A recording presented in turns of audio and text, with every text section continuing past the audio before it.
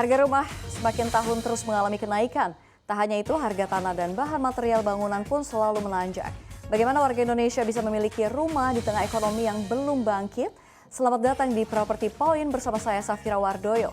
Kini kita simak Property Point selengkapnya.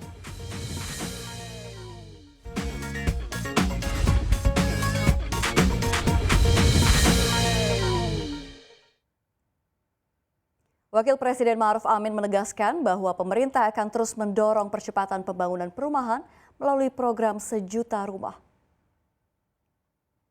Hal tersebut dalam rangka menekan angka backlog kepemilikan rumah yang saat ini menyentuh 12,75 juta. Menurut Wapres, selain untuk memenuhi kebutuhan tempat tinggal layak bagi masyarakat, program tersebut juga mendorong usaha lain yang terkait dengan pembangunan rumah. Wapres Ma'ruf Amin menyebut sektor properti masih menunjukkan tren positif dibandingkan sektor lain. Untuk itu Wapres menekankan pembangunan 1 juta rumah harus dioptimalkan.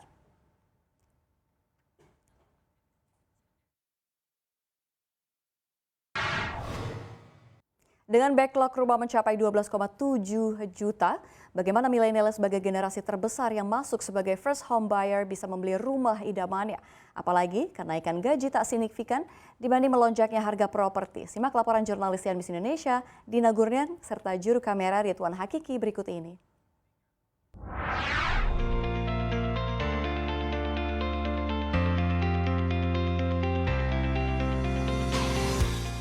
Pandemi COVID-19, konflik antara negara Rusia dan Ukraina, hingga inflasi di negara adidaya Amerika Serikat menjadi 3 faktor utama penyebab kenaikan harga bahan bangunan dalam negeri beberapa waktu terakhir. Mulai dari baja ringan, produk logam hingga cat dan juga semen mengalami kenaikan yang beragam, bahkan ada yang mengalami kenaikan hingga 30% kalau dibandingkan dengan tahun lalu. Kayak bahan-bahan besi, ya semacam besi beton, baja ringan, kayak kawat itu, bondek, spandek, semuanya sih emang mengalami kenaikan.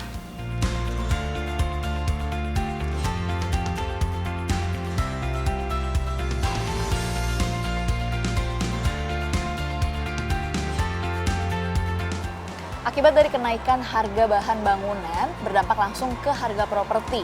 Mulai dari pengembang swasta hingga pemerintah yang menentukan harga rumah subsidi pun mengumumkan kenaikan harga properti mulai dari 5 hingga 15%. Dampaknya masyarakat umur produktif mulai dari 25 hingga 40 tahun atau yang sering disebut dengan generasi milenial sebagai first home buyer atau pembeli rumah pertama kena dampak paling depan. Kalau untuk tempat tinggal sih harus wajib punya ya, karena kan kita untuk kehidupan sehari-hari kan ya, butuh tempat tinggal. Untuk harga yang naik sih menurut saya nggak ada masalah, karena kan kalau harga naik otomatis harga jual juga naik kan. Sebenarnya sedikit disayangkan ya, karena naik terus juga banyak juga millennials yang masih kerjaannya juga masih banyak yang susah juga untuk cari kerja. Mungkin banyak alternatif, mungkin ngekos dulu atau gimana, atau juga mungkin jadi motivasi sih buat para millennials untuk mencari cuan yang lebih banyak lagi.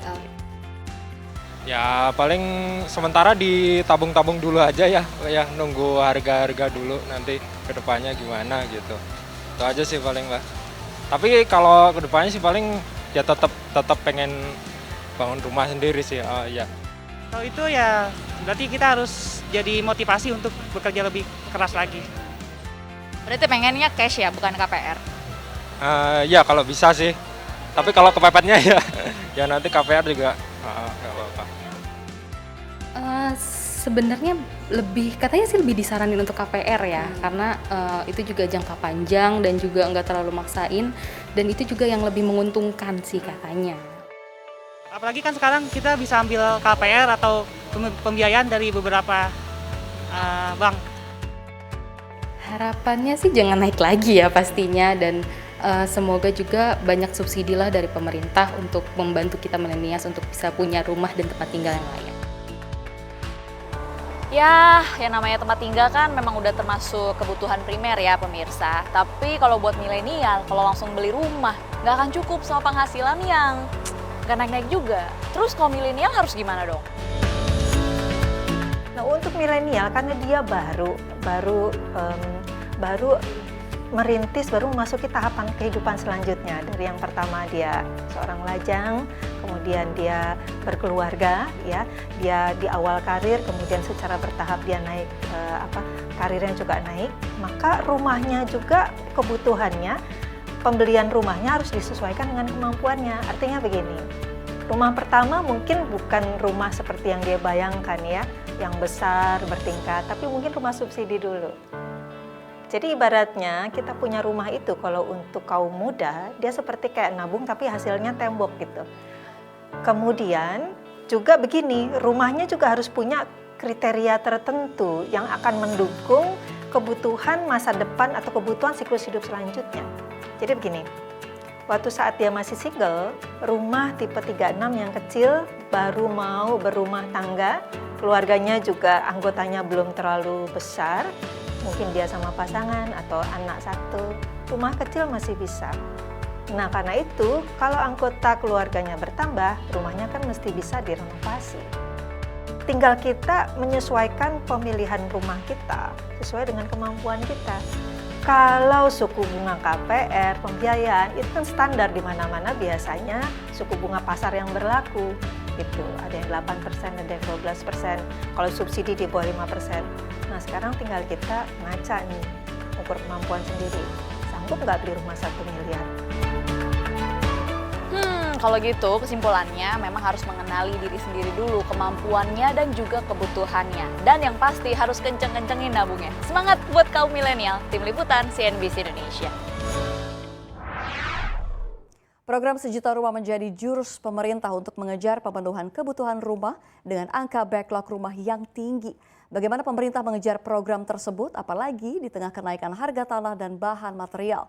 Untuk membahasnya sudah hadir bersama kami Direktur Pelaksanaan Pembiayaan Perumahan Ditjen Pembiayaan Infrastruktur Kementerian PUPR Haryo Bekti Martoyudo. Ya Pak Haryo, ini harga bahan baku naik. Apakah patokan harga rumah subsidi juga akan dinaikkan nih Pak Haryo? Iya Mbak Safira ya. Jadi kenaikan harga bahan bangunan memang menjadi salah satu latar belakang pemerintah dalam menyesuaikan batasan harga jual rumah subsidi. Tentunya dalam merumuskan kenaikan harga jual rumah bersubsidi ini, kami mempertimbangkan beberapa hal ya, antara lain tadi ya, harga bahan bangunan yang di pasaran mengalami kenaikan yang signifikan, sehingga tentunya akan menaikkan biaya produksi rumah. Dan penyesuaian harga jual rumah ini juga kami berharap dapat mempertahankan ketersediaan pasokan rumah yang layak huni sesuai dengan spesifikasi teknis yang ditetapkan oleh pemerintah yang dilakukan oleh para pengembang. Kemudian yang kedua, pertimbangan yang kedua, keterjangkauan masyarakat berpenghasilan rendah untuk memperoleh rumah secara angsuran. Karena yang kami sasar adalah MBR yang memang dalam membeli rumah itu dengan kredit ya. Dan yang ketiga tentunya kemampuan dari APBN dalam memberikan fasilitas bantuan pembiayaan perumahan kepada MBR. Demikian Mbak Safira. Baik Pak Haryo, untuk penyesuaian harganya sendiri akan gunakan skema apa nih untuk penentuan harganya sendiri? Penentuan harga ini tentunya kami sudah melakukan berbagai kajian, kemudian juga kami undang para pelaku ya, termasuk para pengembang untuk menghitung, dan itu didasarkan atas harga di tahun 2020. Kemudian kami melihat dari harga di 2021 dan juga di perkiraan di 2022. Jadi pertimbangan kami melihat ya harga yang akan ditetapkan nanti, termasuk juga daya beli MBR-nya tentunya ya. Bagaimana MBR itu dari tahun ke tahun kami perhatikan dari 2020, kemudian 2021, kemudian juga kenaikan penghasilan yang mungkin juga tadi Mbak Safira sampaikan memang tidak secara signifikan ya antara kenaikan penghasilan dengan biaya konstruksi. Jadi ini juga menjadi dasar kami dalam mempertimbangkan berapa besaran harga jual yang akan disesuaikan nanti. Baik, untuk harga jualnya sendiri kira-kira berapa persen sih Pak naiknya? saat ini kami sudah menyampaikan ke Kementerian Keuangan ya untuk bisa dijadikan satu harga yang sama antara harga yang mendapatkan fasilitas pemerintah dan juga batasan harga yang mendapatkan bebas PPN. Nah, tentunya nanti teman-teman dari Kementerian Keuangan melihat berbagai kondisi ya, berapa persen yang memang bisa ditetapkan sebagai harga jual yang sekaligus untuk dibebaskan dari PPN. Nah, saat ini harga dalam kajian di Kementerian Keuangan, karena memang ada aturan yang baru ya Mbak Safira ya, Undang-Undang Harmonisasi Peraturan Perpajakan, kemudian ada turunan dari undang-undang tersebut, jadi harus ada peraturan pemerintah dan kemudian nanti ada peraturan Menteri Keuangan yang mengatur bebas PPN baik itu untuk rumah tapak maupun untuk rumah susun. Jadi penyesuaian atas yang sudah dikeluarkan PMK-nya beberapa waktu yang lalu.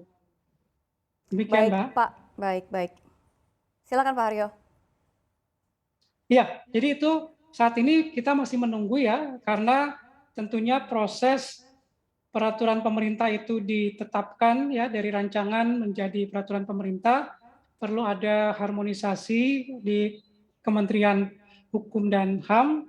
Jadi kami menunggu ya dari Kementerian Keuangan bagaimana proses tersebut dilakukan untuk kemudian dari PP tersebut akan menjadi acuan PMK bebas PPN ya, Safira. Baik Pak Haryo, ini kalau misalkan ya, apakah jika rumah harga subsidi naikkan begitu ya, apakah ini tidak menjadi tantangan baru lagi begitu ya untuk menghadapi backlog perumahan gitu Pak Haryo? Jangan dijawab dulu, kita akan lanjutkan dialog usai jeda karena Properti Point akan kembali, tetaplah bersama kami.